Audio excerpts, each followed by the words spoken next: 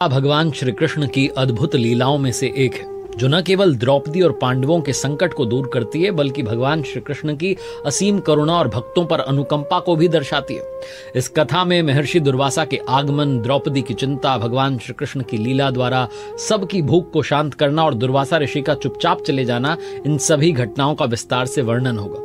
नमस्ते, मैं आरजे कार्तिक। आपकी घटना तब की है जब पांडव अपने 12 वर्षों के वनवास के दौरान घने जंगलों में कष्टमय जीवन व्यतीत कर रहे थे। द्रौपदी अपने पतियों के साथ तपस्वी जीवन जी रही थी और सीमित साधनों के बीच सभी आवश्यकताओं को पूरा करने का प्रयास कर रही थी। इसी दौरान दुर्योधन ने कपटपूर्ण योजना रची।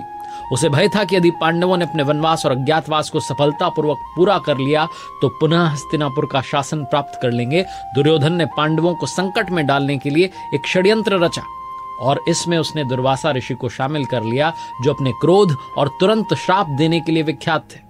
दुर्योधन ने दुर्वासा ऋषि से विनम्रता से आग्रह किया कि हे मुनिवर, पांडव वन में तपस्वियों की भांति रह रहे हैं, वे बड़े धर्मात्मा और भक्त हैं, आप उनके आश्रम में जाकर उनके आतिथ्य को स्वीकार करें। दुर्वासा ऋषि ने दुर्योधन की बात को माना और 10,000 शिष्यों के साथ पांडवों के आश्रम की ओर प्रस्थान किया। पांडवों को सूर्यदेव से एक अक्षय पात्र प्राप्त हुआ था। यह पात्र तब तक अन्न प्रदान करता रहता था जब तक कि द्रौपदी भोजन ग्रहण न कर लेती, लेकिन जैसे ही द्रौपदी भोजन कर लेती उस दिन के लिए पात्र निष्क्रिय हो जाता था। दुर्वासा ऋषि के उस दिन आगमन से पूर्व ही द्रौपदी भोजन कर चुकी थी। उसी समय युधिष्ठिर ने विनम्रता से दुर्वासा ऋषि और उनके 10,000 शिष्यों का स्वागत किया और उन्हें भोजन के लिए आमंत्रित कर दिया और कहा, हे मुनिवर, कृपया आप सभी पहले स्नान आदि करके पवित्र हो जाएं, तब तक भोजन की व्यवस्था हो जाएगी। दुर्वासा ऋषि और उनके शिष्य गंगा तट पर स्नान के लिए चले गए, लेकिन तभी द्रौपदी और पांडवों को याद आया कि अक्षय पात्र से अब भोजन प्राप्त नहीं हो सकता, क्योंकि द्रौपदी भोजन कर चुकी थी। द्रौपदी को समझ नहीं आ रहा था कि इतने बड़े समूह को भोजन कैसे कराया जाए। यदि दुर्वासा ऋषि और उनके शिष्य बिना भोजन किए लौट जाते तो उनका कोप भयानक रूप धारण कर सकता था। हे प्रभु, आपने मुझे पहले भी संकट से बचाया है, अब इस बार भी संकट से रक्षा कीजिए। द्रौपदी ने मन ही मन अपने सखा श्री कृष्ण को पुकारा। श्री कृष्ण भक्तों की पुकार को सुनने वाले हैं। उन्होंने तुरंत द्रौपदी की प्रार्थना को सुना और साक्षात उनके सामने प्रकट हो गए। श्री कृष्ण के आगमन से द्रौपदी को ऐसा लगा मानो उनके जीवन में पुनः आशा का संचार हो गया हो। वो कहने लगे, हे सखी, मैं बड़ी दूर से आया हूं, बहुत भूखा हूं, पहले मुझे खाने को कुछ दो। श्री कृष्ण ने मुस्कुराते हुए कहा। द्रौपदी लज्जा से सिर झुकाकर बोली, प्रभु, मैंने भोजन कर लिया है, अक्षय पात्र भी अब निष्क्रिय हो गया, उसमें कुछ भी शेष नहीं है, फिर भी मुझे एक बार पात्र दिखाओ। श्री कृष्ण ने आग्रह किया। द्रौपदी ने अक्षय पात्र श्री कृष्ण को दिखाया। श्री कृष्ण ने ध्यान से देखा और पात्र के तले में साग का एक पत्ता लगा पाया। श्री कृष्ण ने मुस्कुराते हुए पत्ता उठाया और कहा, इस साग के पत्ते से संपूर्ण जगत की आत्मा, यज्ञ भोक्ता परमेश्वर तृप्त हो जाएं। जैसे ही श्री कृष्ण ने वह साग का पत्ता खाया, उसी क्षण संपूर्ण जगत की भूख शांत हो गई।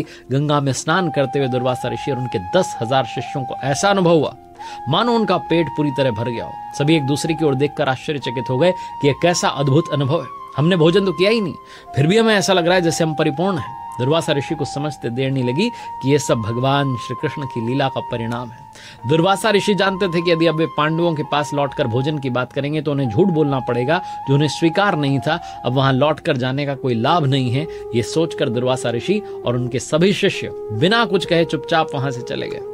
श्री कृष्ण ने सहदेव से कहा, भैया, अब तुम जाकर ऋषियों को भोजन के लिए बुला लाओ। सहदेव तुरंत गंगा तट पर गए, लेकिन वहां दुर्वासा ऋषि और उनके शिष्यों को ना पाकर हैरान हो गए। उन्होंने आश्रम लौटकर युधिष्ठिर को यह समाचार दिया। पांडव समझ गए कि यह सब भगवान श्री कृष्ण की लीला का चमत्कार था। उन्होंने अपने संकट को टलता देख प्रभु श्री कृष्ण को नमन किया और उन्हें धन्यवाद दिया। युधिष्ठिर ने श्रद्धा से कहा, हे माधव, आपने हमें इस भयानक संकट से बचाया, आपकी लीला अपरंपार है। ये कथा केवल भगवान श्री कृष्ण के अलौकिक चमत्कार को ही नहीं बताती, बल्कि ये सिद्ध करती है कि श्री कृष्ण अपने भक्तों की हर परिस्थिति में रक्षा करते हैं। द्रौपदी की अटूट भक्ति और विश्वास ने ही श्री कृष्ण को संकट के समय सहायता के लिए आने को बाध्य किया। श्री कृष्ण ने साग का मात्र एक पत्ता खाकर 10,000 शिष्यों की भूख शांत कर दी और पांडवों के लिए एक बड़ी विपत्ति को टाल दिया। जो भक्त मुझे प्रेम और विश्वास से पुकारता है, मैं सदा उसकी रक्षा करता हूँ। श्री कृष्ण की ये लीला इस वाक्य को पूर्णतः सिद्ध करती है। अंत में कथा हमें सिखाती है कि भगवान श्री कृष्ण सदैव अपने भक्तों के संकट में सहायक होते हैं। विश्वास और भक्ति के बल पर असंभव को भी संभव बनाया जा सकता है। सच्चे प्रेम और श्रद्धा से प्रभु को पुकारने वाला कभी निराश नहीं होता।